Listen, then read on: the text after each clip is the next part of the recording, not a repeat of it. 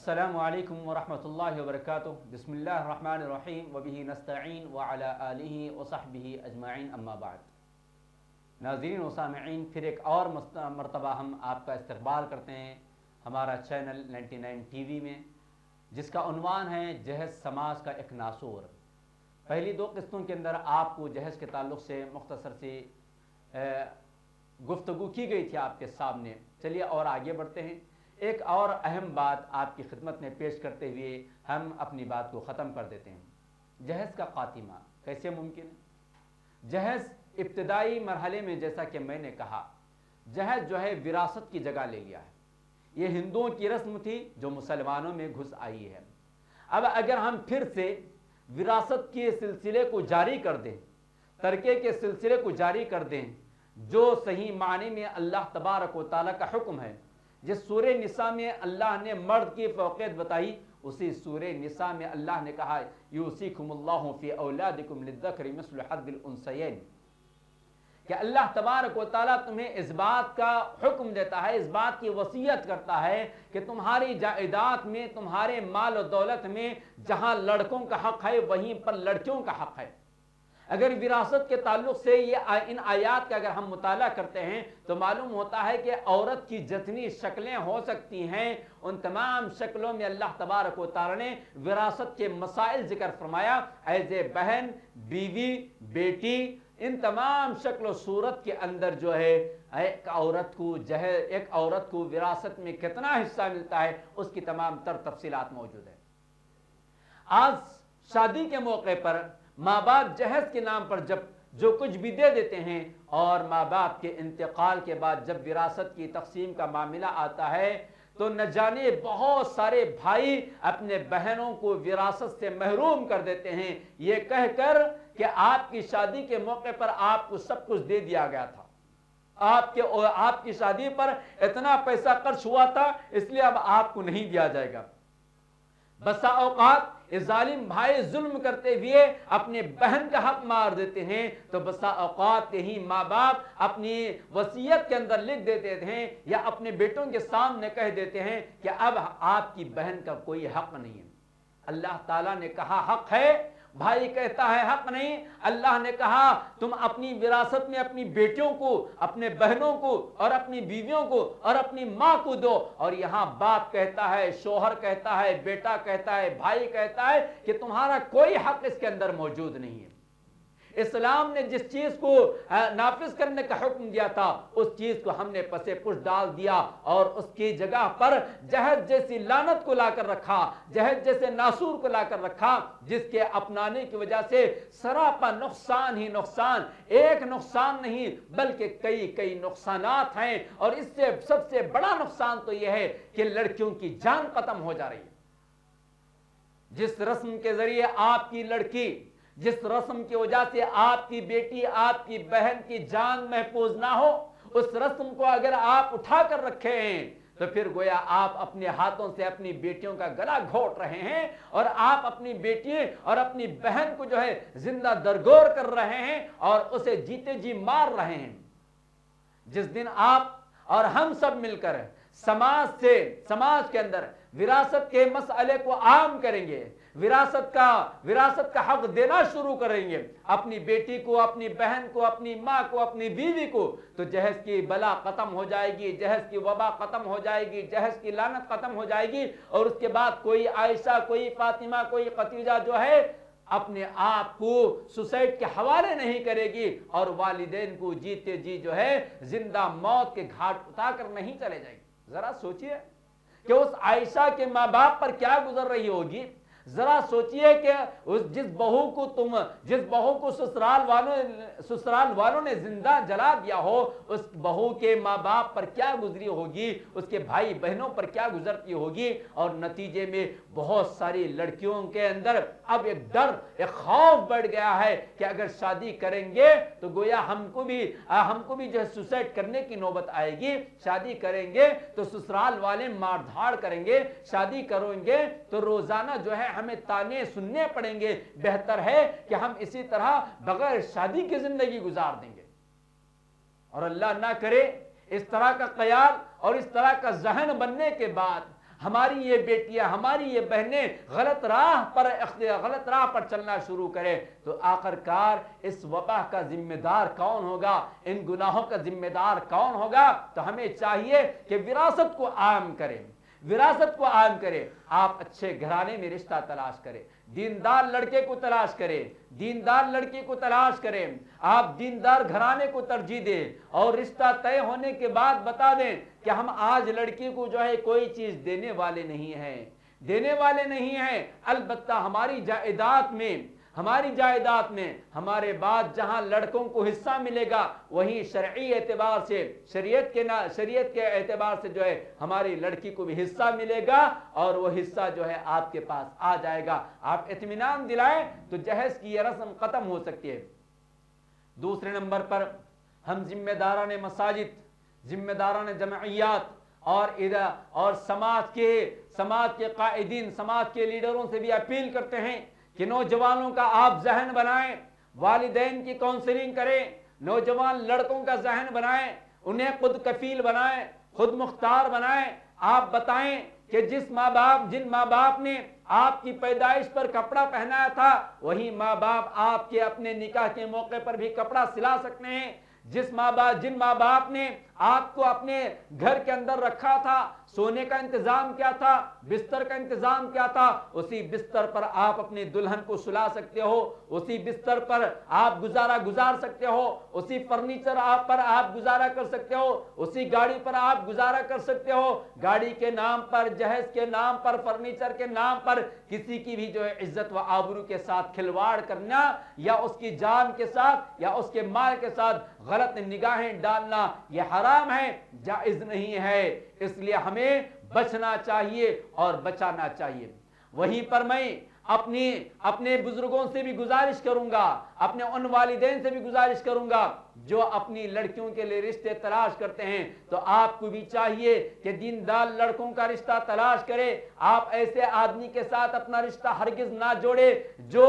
Directly آپ سے مانگ رہا ہے یا انڈائریکٹ آپ سے مانگ رہا ہے، خوشی کے نام پر، فلاح کے نام پر جو دینا ہے آپ اپنی لڑکی کو دے لیجئے۔ اس طرح کے رشتوں کو آپ ٹھکرا دیجئے۔ اللہ نے چاہا تو آپ کو اس سے بہتر رشتہ آئے گا۔ اللہ کی ذات پر ایمان اور یقین رکھیے، کیونکہ اللہ تعالی ہمیں دنیا میں بھیجنے سے پہلے ہمارے رشتے بنا چکا ہے، ہمارے جوڑیاں بنا چکا ہے۔ تو پھر اللہ کی ذات سے امید رکھیے کہ ہم ایسے آدمی کے ساتھ اپنی بیٹی کا نکاح نہیں کریں گے جو لالچی ہے، خود غرض ہے، مال و دولت کا پجاری ہے، فرنیچر کا پجاری ہے، گاڑی بھیک میں مانگنے والا ہے۔ ایسے آدمی سے آپ اپنی بچی کا رشتہ نہ کیجئے تو خود بخود اللہ تعالیٰ آپ کی لڑکی کے لیے نیک رشتہ لائے گا۔ جیسے آپ اپنی لڑکی کو دینا پسند نہیں کرتے جہیز، اسی طرح آپ اپنے لڑکے کے لیے لینا بھی پسند نہ کیجئے۔ آپ اپنے لڑکے کے لیے نہ لیجئے، اللہ آپ کی لڑکی کے لیے بغیر لین دین والا رشتہ بھیجے گا۔ آپ چاہتے ہیں کہ لڑکے کو دیں اور لڑکی کو نہ دیں، آپ چاہتے ہیں کہ لڑکی کو دیں لڑکے سے نہ لیں، یہ دونوں چیزوں کو غلط، ان دونوں چیزوں سے بچ جائیے تو انشاءاللہ صحیح معنی میں ہم سماج سے اس برائی کو دور کر سکتے ہیں اور سماج کے اندر سسکتی بلکتی ہوئی بیٹھی ہوئی ہماری ہزاروں کی تعداد میں بہن بیٹیوں کا نکاح ہم کروا سکتے ہیں، ہزاروں بہن بیٹیوں کو ہم زنا کے راستے سے بچا سکتے ہیں، ہزاروں بہن بیٹیوں کو خودکشی کے واقعات سے بچا سکتے ہیں، ہزاروں بہن بیٹیوں سے ہم جو ہے نکاح کے ذریعے اسلامی شریعت کے مطابق وراثت کے ذریعے ہم ان تمام برائیوں کو ختم کر سکتے ہیں۔ لہٰذا ہم آج سے اپیل کرتے ہیں مساجد کے ذمہ داران، مدارس کے ذمہ داران، اسکول اور کالجز اور سماج کے قائدین سے ہم ان تمام سے اپیل کرتے ہیں کہ شرعی اعتبار سے بھی جہیز ناجائز ہے اور قانونی اعتبار سے بھی، ہمارے ملک کے قانون کے اعتبار سے بھی یہ غلط ہے۔ لہٰذا اس رسم کو ختم کرنے کے لیے وراثت کو عام کرے، نوجوانوں کے درمیان کونسلنگ قائم کرے، شادی کے بعد کے جو مسائل ہیں انشاءاللہ ان تمام مسائل کو بھی ہمارا یہ چینل آپ کے گھر تک پہنچائے گا اور آپ کے سامنے ان تمام پرابلمز کو کیسے سالو کرنا چاہیے، اس کا کیا کیا علاج ہے وہ بھی ہم آپ کی خدمت میں لے کر آئیں گے۔ البتہ آخری بات یہی ہے کہ ہم سب مل کر جو ہے سماج سے اس برائی کو دور کریں، تو انشاءاللہ اللہ کی ذات سے امید ہے کہ ہم جو ہے اس برائی کو دور کر سکتے ہیں۔ ایک سیکنڈ کے لیے آپ سنیے اور سوچئے کہ جو ماں باپ اپنی لڑکی کی عزت، آبرو اور اس کی عمر اور اس کے تمام تر چیزوں کا پاس و لحاظ رکھتے ہوئے پیدائش سے لے کر 20-22 سال 25 سال تک اپنے پاس رکھتے ہیں اور ایک امانت اٹھا کر آپ کے حوالے دے رہے ہیں، اس سے بڑھ کر کیا چاہیے کہ اپنا خون کا ایک حصہ، اپنے جسم کا ایک پارٹ، اپنے لخت جگر اور اپنے نور نظر کو اٹھا کر آپ کے حوالے اپنی بیٹی کو کر رہا ہے۔ اس سے بڑی کوئی اور چیز نہیں ہو سکتی، اس سے بڑا کوئی اور معاملہ ہو نہیں سکتا۔ جب آپ کے حوالے بیٹی کو کیا جا رہا ہے تو آپ چاہتے ہیں کہ اس بیٹی کے ساتھ اس کا بستر بھی آئے، اس کے کپڑے بھی آئے، اس کا فرنیچر بھی آئے۔ یہ تو احسان کا سلوک جو ہے، بد سلوکی احسان کا بدلہ احسان سے ہونا چاہیے تھا، مگر آپ ایسا نہیں کر رہے ہیں۔ اللہ نے سورۃ الرحمن میں فرمایا تھا هل جزاء الاحسان الا الاحسان، احسان کا بدلہ احسان سے دینا چاہیے، اچھا سلوک، اچھا بدلہ دینا چاہیے۔ ایک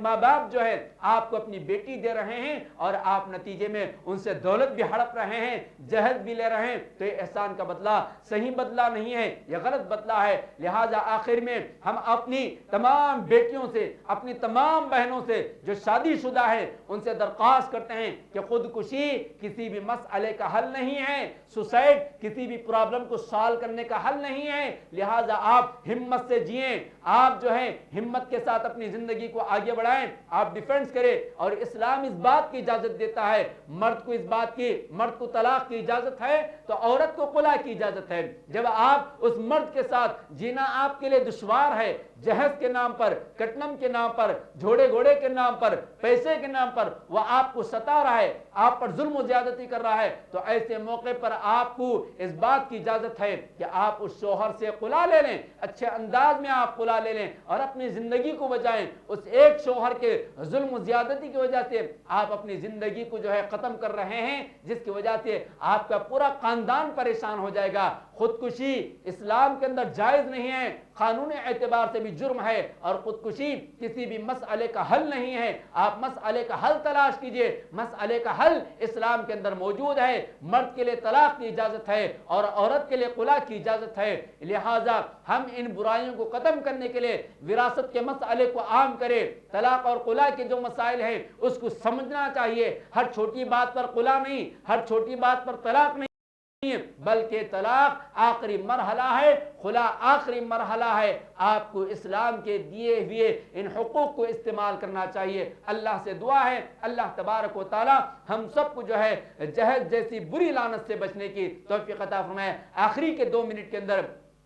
اس بات کی وضاحت بھی میں ضروری سمجھتا ہوں، جو لوگ جہیز کو جائز سمجھتے ہوئے حضرت فاطمہ رضی اللہ تعالی عنہا کا جہیز کا حوالہ دیتے ہیں، ایک بات تو معلوم ہونا چاہیے، حضرت علی رضی اللہ تعالی عنہ نبی صلی اللہ علیہ وسلم کے چچیرے بھائی تھے اور ابتدا سے لے کر شادی تک نبی صلی اللہ علیہ وسلم ہی کے پاس رہے، نبی صلی اللہ علیہ وسلم ہی ان کے گائیڈین تھے، نبی صلی اللہ علیہ وسلم ہی آپ کے کفیل تھے۔ لہٰذا آپ نے ان کی پوری پرورش کی تھی، اور جب نکاح کا معاملہ آیا تو حضرت علی سے نبی صلی اللہ علیہ وسلم نے سوال کیا، اے علی نکاح میں مہر میں کیا دے رہے ہو؟ حضرت علی نے کہا میرے پاس زرہ ہے، اس زرہ کے ذریعے میں مہر دینا چاہتا ہوں۔ نبی صلی اللہ علیہ وسلم نے کہا اسے فروخت کر دو۔ حضرت عثمان غنی نے اسے خرید لیا اور اس کے آئے ہوئے پیسوں میں آپ صلی اللہ علیہ وسلم حضرت علی رضی اللہ تعالی عنہ کے گھر کی بنیادی ضروریات کو خریدا۔ پیسہ حضرت علی کا ہی تھا اور حضرت علی رضی اللہ تعالی عنہ بچپن ہی سے نبی صلی اللہ علیہ وسلم کی کفالت میں تھے،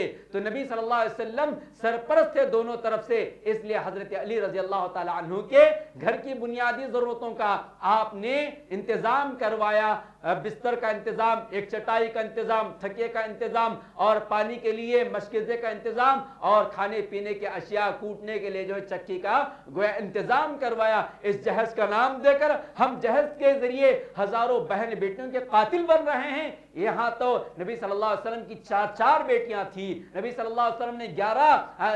11 خواتین سے شادیاں کی، اور صحابہ کے ہزاروں شادیاں ہوئی ہیں، لیکن کہیں بھی جہیز کا معاملہ نہیں ہوتا ہے۔ صرف صرف مہر ہی کا سوال ہوتا ہے اور مہر ہی دینے کی بات ہوتی ہے. بہت سارے واقعات ہیں لیکن وقت اس بات کی اجازت نہیں دیتا کہ اور بھی تفصیلی گفتگو آپ سے کرتا جاؤں. بس آپ سے گزارش ہے کہ سماج سے اس برائی کو ختم کرنے کے لیے آپ ہمارا ساتھ دیں. مسلم سماج کو اس برائی سے بچانے کے لیے ہم ایک قدم آگے بڑھے ہیں. آئیے آپ بھی ہمارے قدم سے قدم لگائیں, آپ بھی ہمارے معاون بن جائیں, تو انشاءاللہ امید ہے کہ سماج کے اندر سے, مسلم سماج کے اندر سے غیر